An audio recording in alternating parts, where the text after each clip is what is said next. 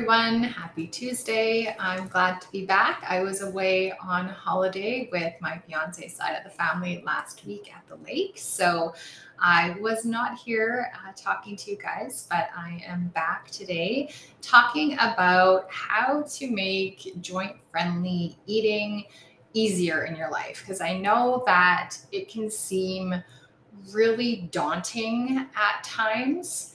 So before we get started, for those of you who are new to my community, I'm just going to quickly introduce myself and let you know a little bit about who I am and what I do. My name is Jessica Melnick. I'm a registered holistic nutritionist, the founder of the Anti-Arthritis Method, the host of the Happy Joints Arthritis Solutions Group, and I help both women and men with various forms of arthritis get their quality of life back. Get rid of, get that energy back so that you don't feel like, life is sucking the life out of you. We want you to have a good quality of life and get back to living the way that you choose to, not the way that you have to. And like I always say, one of the most important ways that we get our quality of life back is by how we feed ourselves. So like I said, I get asked this a lot. This is something that I work really closely with my clients on within my program called the Anti-Arthritis Method, and that is simplifying eating to manage your arthritis, because I know it can seem really overwhelming, especially if you start Googling and you're looking on the internet or you're reading various books. There's so many ideas out there on what to eat and what not to eat, and just knowing where to start is really daunting.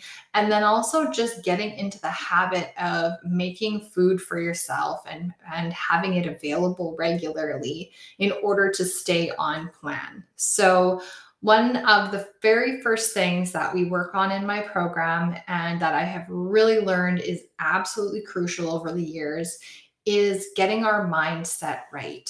So when it comes to managing our arthritis naturally, with the food that we're eating and the food that we're not eating, is making a decision to do this for the long term. Doesn't mean that it's going to be perfect and that there's not going to be bumps in the road.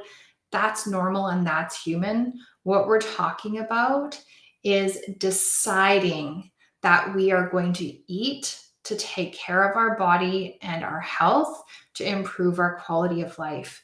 So it's not looking at this as a punishment, or I'm not going to be able to eat this or drink that, and I'm going to be so miserable and bored, and I'm not going to enjoy social events and all these things. It's looking at it as an act of self-love and self-care that is actually going to ripple out to our loved ones, our families, whoever is close to us, whoever is in our lives, because when we are healthy, that benefits everybody else around us too, right? It's kind of like being around a grumpy person versus being around, a really happy, positive person. We all know who we would rather be surrounded with and who actually, makes us feel energized and good to spend time with. And so, with that being said, we need to have our mindset right. We need to decide that this is a good thing. We are excited to do this. We are going to make it work in our lives. We're going to learn new things. And we're doing this as an amazing act of self-love and self-care that is going to improve the quality of our lives and make every aspect of our lives better. So who doesn't want their energy back? Who doesn't want mobility back? Who doesn't want to get back to doing all these things that they love, whether it's gardening or golfing or, getting on the ground with your little grandkids and being able to play with them, or even just being able to pick them up. So all these things that arthritis can really take away from us, this is what we're going to be able to achieve when we are eating properly for our arthritis. So another thing that we need to do before I get into some of the kind of nitty-gritty things that I do to simplify the food part is I prioritize prepping food and planning for food, because nobody ever sticks to anything unless we plan for it. So think about it as like having a job. We plan for that. We set our alarm so we're up early enough in the morning so we have time to get ready, pack our lunch, whatever it is that we need to do in order to get ourselves ready and off for the day so that we can carry out that job. It's the same thing when it comes to eating, and it often takes such a back seat because we get so busy in our lives doing every other thing and putting eating and meal prepping to the kind of the bottom of the priority list. And so the other thing that we need to do is we need to bring meal planning and prepping to the top of our priority list. So whether that is rejigging what we're currently doing, saying no to things, making, taking an account of what we're actually spending our time on. Because I know myself, I can waste a lot of time procrastinating, doing things that I don't want to do. And then it just makes me feel more anxious and miserable. So we have to decide that this is something we're going to do, and we have to prioritize so that we make time to do this. It's super, super important. So you need to actually write it in your calendar, whether you have an old-fashioned day timer like I still use, or you have your digital your digital calendar on your phone. You need to make sure that you are planning that time, because if you don't, it's never going to happen. You got to mark it down like it's just as important as a doctor's appointment or something that you're doing with your grandkids or for your own children. This is a priority. This is something that's really, really important for your health, and you need to treat it as such. So just like we treat things like personal hygiene, maintaining our yard, maintaining our house, maintaining our car, we make time to do those things, because if we don't, then we know what's going to happen. Everything falls apart, and our body will fall apart if we don't take time to look after it too. So what I always recommend is schedule time in your week for when you are going to even just plan the recipes that you're going to make. And then once you know the recipes that you're going to be making for the week, then you can write out your grocery list. Then you're going to schedule a time to go and get those groceries. And then you're also going to schedule time to make that food. So that is like the 3 basic things you need to schedule into your calendar. And I know it sounds super simplified, like, oh my gosh, why would we actually need to put that down in our calendar? And it kind of sounds silly, but it's like everything else. If we don't schedule it in, chances are we're going to get busy doing something else and we're just not going to do it. So we need to actually schedule that into our calendar. So let's talk about some of the things that I actually use, that my colleague Casey, who is away today, actually uses to simplify our lives and making eating for our arthritis and autoimmune conditions so much easier. Now, I know these have become kind of all the rage in the last few years, but air fryers. And they're basically just like a mini countertop convection oven. So it cooks everything really nice and evenly. If you like things with the crispy texture, it's really great for that. And it does it in a really kind of quicker way than your conventional oven. If you have an oven with a convection setting, then take advantage of that. You basically have a giant air fryer at your disposal if you have a convection setting on your oven. So that is something that you can use to really save time on cooking your protein, vegetables, pretty much anything.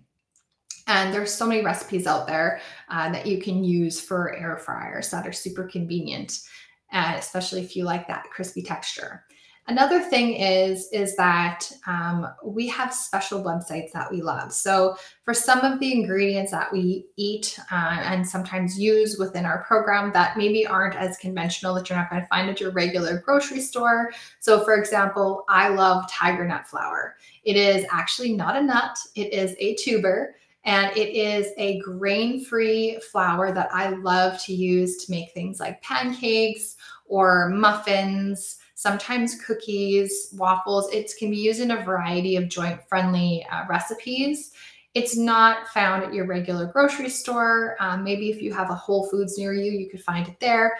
But I love, and I'm in Canada, so this is a Canadian website, naturamarket.ca. And no, I do not work for them. I'm not affiliated with them, but they have a lot of really great resources for things like grain-free flours that are used in joint-friendly cooking, because that's one of the things we avoid, especially in the elimination phase. We're avoiding grains. We're also avoiding legumes and all the flours that come from that, and nuts and seeds. So there's certain ingredients that you might want to try if you really want to get creative. And websites like naturamarket.ca are great. Shop AIP is also amazing. They ship to Canada and the US. thrivemarket.com in the US is also an amazing resource for really high quality specialty food items as well. But here's the caveat. If you do not like cooking or baking and you want to really keep things simple, you absolutely can. You're going to be focusing on, the best quality meat, fish, poultry that you can comfortably afford. And you're also going to be focusing on eating vegetables, preferably mostly non-starchy vegetables before you add in the starchy vegetables. So very, very simple. We're not talking about gourmet recipes with a whole bunch of complicated ingredients. You don't need to have special cooking skills. These are things that you can do on a regular basis that don't take tons of time and they don't take a lot of skills. So for example, myself, I make 2 proteins on the weekend. Usually Sunday, I make a double batch and then I freeze half for later in the week or the following week. And then all I have to do during the week is just cook myself some more vegetables. So I'll make 2 huge cookie sheets full of roasted vegetables, usually things like broccoli, cabbage. Those are 2 of my favorite. Cauliflower as well is great. Brussels sprouts. If you like things like root vegetables, like I said, we want to focus on the starchy vegetables, but pretty much every vegetable tastes better if you roast it. And you need to use a very good quality oil that is good at higher heats, like avocado oil. Coconut oil can also be good for higher heats. We want to save the good quality olive oil for lower heat cooking and also for salad dressings because we don't want to damage it. So that's it, guys. Like 2 proteins, couple cookie sheets of vegetables to start your week. And then all you have to do is just cook up some more vegetables partway through the week. Make a big batch of salad dressing, keep that in your fridge. And so all you have to do is just have some clean greens. There's plenty you can buy out there that are already washed for you, and add whatever vegetables you want on top of that. Easy salad. Like it's not doesn't have to be a complicated thing. And this is something that I work on with my clients really closely within my program, because we want to make this as simple as possible so that people can integrate this into their life, actually enjoy what they're eating, and not feel like you're spending all of your time cooking. So you can keep this really, really simple, you guys. And like I said, batch cook. I never make just 1 recipe worth of food. I will make 3 pounds of grass-fed ground beef that I season depending on what I'm feeling like doing that day, whether it's like a coconut curry or something like that, or if it's more of an Asian type seasoning that I'm going for. I cook a ton. So all I have to do is just take it out of the freezer. I have some for next week. I have some for later in the week. And then I just have to mix it with my veggies and my salad. Easy peasy. Like, it's so simple. And I am not a chef. I don't enjoy cooking very much. And I don't spend a lot of time in the kitchen because I have a lot of other things to do that I'd rather be doing. Now, another thing that is super, super important and that makes life managing arthritis and eating for arthritis simpler. And this doesn't have to do with eating, but it's reducing our overall toxic load. So starting to replace some of our more toxic household products, personal care products, cleaning products, things like that, with less toxic or toxin-free options. So, checking out your grocery store, maybe checking out your health food store for these options, going online, seeing what's out there. There's different brands out there. There's even, like, most grocery stores that I go to. I live in a medium-sized city. If I go to like a nice grocery store, they do have non-toxic options and brands that are healthier, like 7th Generation. I think even Clorox has a brand that's got like naturally derived soaps and things like that. So you're going to look for things that don't have artificial fragrances. And the reason we want to avoid these things is they are disrupting our hormones. So really, really bad for us. And not only if you have respiratory issues, when you're dealing with artificial fragrances, whether it's candles, cleaning products, laundry detergents, we want to avoid that. So either getting scent-free or getting products that are only scented with all natural essential oils. So we want to avoid those toxic fake fragrances at all costs. So even just replacing one thing a week, or as you're running out of things. So switching over your laundry detergent from a conventional laundry detergent to something that is naturally derived and only scented with essential oils. That's one amazing thing you can do for yourself to reduce your toxic load. And maybe the following week, you're like, okay, I'm going to try a different all-purpose cleaner. That's not the conventional all-purpose cleaner. It's going to, like I said, only scented with essential oils, or be unscented if you don't like scented products. That's totally fine too. Something that's naturally derived. So you need to kind of look at the options that you have. And sometimes they are a bit more expensive, but overall it's way better for the environment and it's way better for your health. Because the thing is that if we are putting toxins, on our skin, whether it's like our lotions, our makeup, our nail polish, our hair products, and then we're using things like toxic chemicals in our cleaning products and our laundry detergents and all of these things, yes, they might be safe in small amounts, but those accumulate, they add up, and it's hard for our body to process all of those toxins, especially when we're getting some toxins from food too, if our diet's not on par as well, toxins from tap water. So if we can gradually reduce our overall toxic load, that is going to make you feel so much better in the long run. So you don't have to do all of this overnight. That is way too much, and we don't want you stressed out. But just replacing your products to more natural options as you run out of them is a great way to go about doing it. That's what I've done over the years. It's simplified my life, and I know that I'm going to be less irritated by artificial scents. I know I'm doing something that's better for the environment and better for my overall body, and I'm not overloading my poor liver and all of my detox mechanisms in my body. I've got enough to deal with. One other thing too that I always tell people that's super, super important, and it indirectly is related to how we're eating, is to make sure that we're making time for sleep and using good sleep hygiene. So not eating at least 2 hours before we go to bed, because if we're eating too close to bed, then our body, instead of focusing on REM sleep, it's focusing on digestion. So we want to make sure that we are not snacking before bed so that our sleep is going to be interrupted.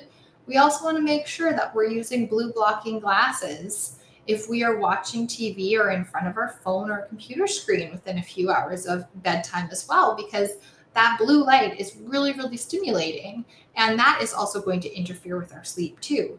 So even just having a set of reading glasses that has a blue light blocking lens is perfect. You can buy inexpensive versions of these glasses online. They kind of look like shades. So just Google that, blue blocking glasses. They're amazing. I have a set of reading glasses I wear with blue blocking in the lens because I like to watch TV before bed. And that doesn't interfere with my sleep. It really, really helps so that you're not all stimulated if you're looking at screens before bed. Making sure that your bedroom isn't too hot. That makes it really, really hard to sleep. For myself, I can't either be too hot or too cold. I am cold a lot of the time. So I kind of am the Goldilocks. I need to have things just right. Whatever it is that you need to do to have a great sleep, using a little bit of lavender essential oil or some other essential oils that are good for sleeping can be something nice too. It's finding that routine that really works for you so that you have a really good sleep. Making sure that your room is dark, not exercising within a couple hours of going to sleep, because that's also really stimulating and can interfere. Having alcohol before bed also, it might make you sleepy and help you fall asleep, but chances are it's going to wake you up in the middle of the night, whether it's to pee or just because that's our liver's way of processing the alcohol. It is going to stimulate us and wake us up. So those are some tips for basic sleep hygiene so that you get a good night's sleep, because when we don't sleep enough and we're not sleeping properly, that's going to increase our cravings, especially things for sugar and processed foods. And so that's going to derail some of our healthy eating efforts as well. If we are craving things that we know are not serving our bodies and that are going to create more inflammation. So getting sleep is not only crucial for, having a sharper mind and having more energy, but also for helping keeping us on track for eating healthier. And like I always tell my clients, if you go off the plan, just get back on. Don't beat yourself up. We're all human, right? This is a process. This is a process of learning how to integrate this into your life over the long term. This isn't some, short-term like trendy fad diet that is something that is going to be really awful and painful and you're going to be hungry or anything like that. No, that's not what this is about. So if you go off plan, learn, just say, oh, what was that about? Get curious. Ask yourself, why was it that I went off plan? And can I learn from this and use this information to plan, for the future so that I don't go off plan in this circumstance again? What can I do to improve on that? And then just get back on plan the next meal, the next snack, the next beverage that you have. It all is not lost. This is a long-term learning experience. And you're going to be so amazed at how many changes that you can make over the course of 3 months, 6 months, 9 months, a year. And you're going to look back and you're going to just see all the progress that you've made and all the changes that you've implemented over time. So baby steps do add up. They do count. They do make a difference.